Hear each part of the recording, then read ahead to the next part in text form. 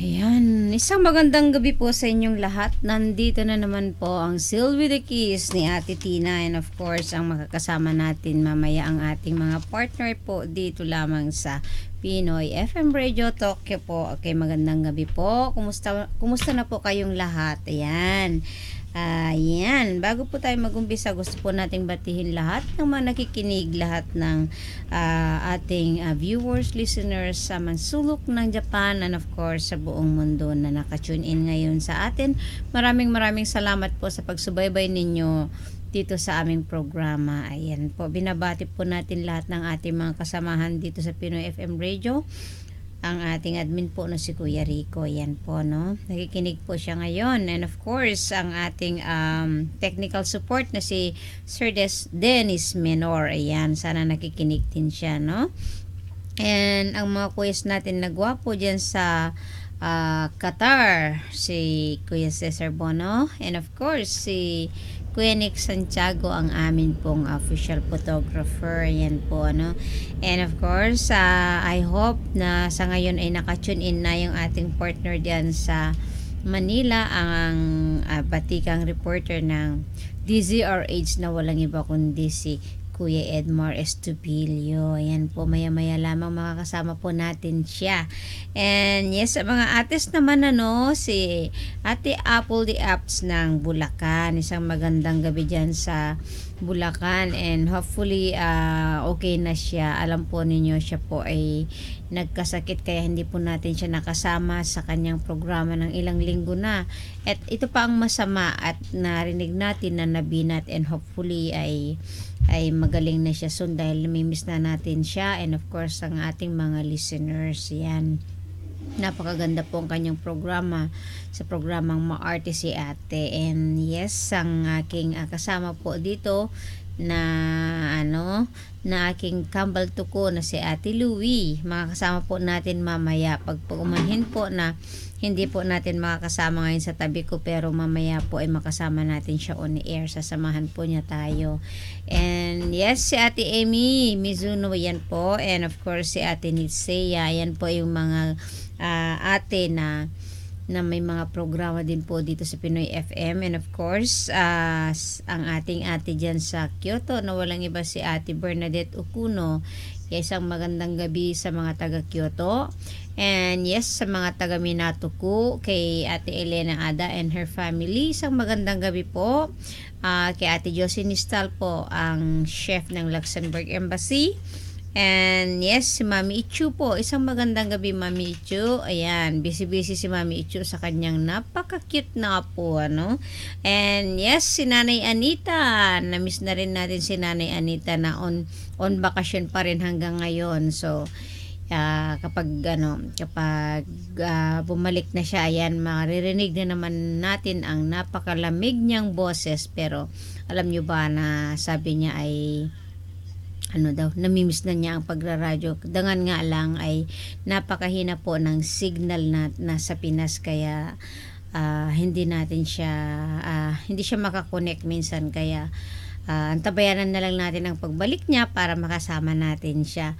Ayan po yung ating mga pagbati, and of course sa lahat ng listeners na nakikinig ngayon, yan, isang magandang gabi po. Ayan po, magkakasama po tayo ngayon hanggang alas 10, and hopefully ay matatapos natin hanggang alas 10, ano. So, at of course, mukhang nakikisama ang aking allergy ngayon.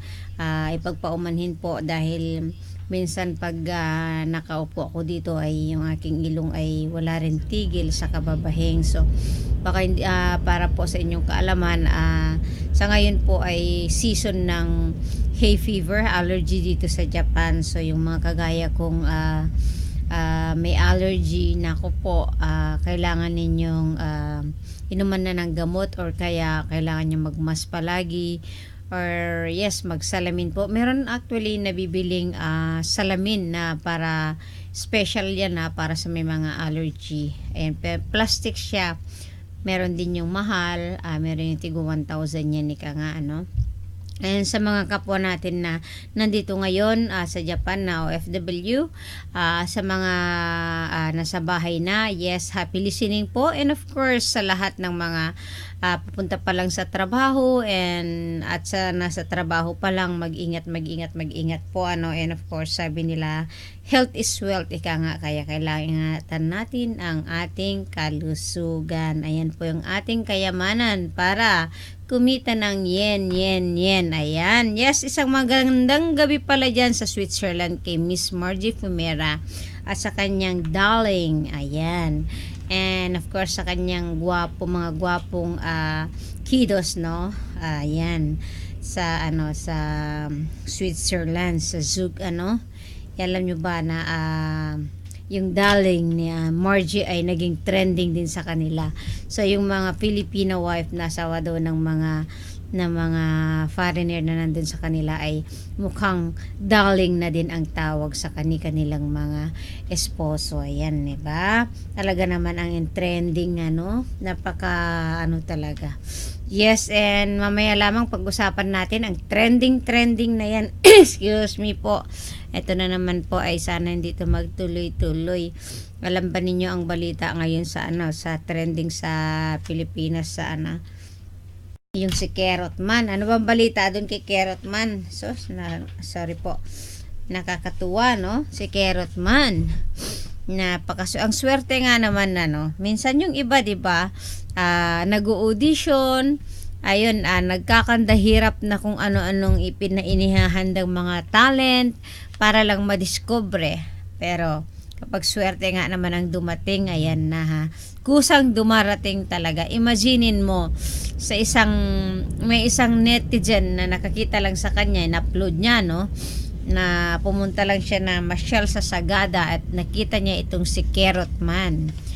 At yan, nabighani ang kanyang mga mata, and then pinicturean lang niya at in-upload niya. At ngayon, tignan naman ninyo ang nangyari dito sa batang ito.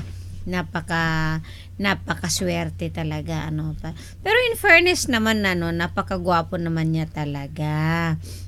At ngayon mas kilala siya ngayon sa Carrot Man instead of ang tunay po pala niyang pangalan is Jerick Sigmaton. Ayan ang tunay niyang pangalan, pero mas trending or mas kakilala siya sa Carrot Man. Ayan, 'di ba?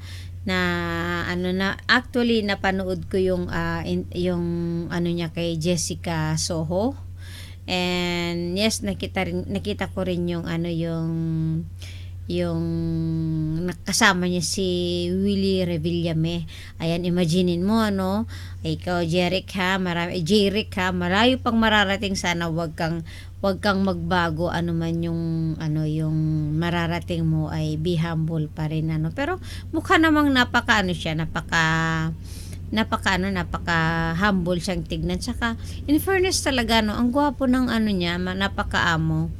Ayan, imaginin niyo na ilang araw yata siyang magdamag o ilang araw siyang pag-contact sa kanya at sa paghagilap sa kanya. Ayan, ayun, natuntun din sa wakas daw itong si Sigmaton o kaya si Carrot Man nga, ayun. At ngayon ay grabe na talaga at sikat na talaga siya. So nasa malayong bukirin siya ng bandang Igorot kasi siya, di ba? And then yung bali ang kinabubuhay nila is yung nagtatanim ng gulay sa kanilang bukirin. And of course, so maswerte dahil kahit walang signal dun sa kinalalagyan niya, talagang yung mga naghanap sa kanya ay hindi sila nag-give up. Ayun, sa ika nga nila, di ba, pag may tiyaga may nilaga. Ayun, nakita din nila itong si Mr. Carrot Man na ngayon ay syempre alam naman natin na yan na rin ang umpisa para mabago din ang buhay nitong batang ito, Ayan, grabe talaga, ang swerte nga naman. Ang daming comment, na pero alam nyo ba na may naglitawan na rin na cabbage man, ang kung ano-ano. Ang buhay nga naman yan ang Pilipino talaga. But anyway, good luck sa iyo, Mr. Carrot Man, Yan po yung ating trending ngayon at sa sa mga may idol kay Jeric Sigmaton. Yes, happy for all of you. Ayan po. Yes, commercial muna tayo, ano? So bago tayo magpatuloy, isang kanta ulit ay patugtugin nga natin ang ang Pusong Bato. Mukhang sa Siburi ko ng yun na, hindi ko narinig yung Pusong Bato. Ayan.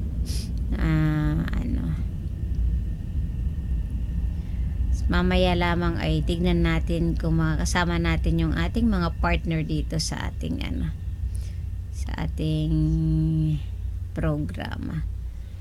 Yes, Pusong Bato po para po sa inyo lahat.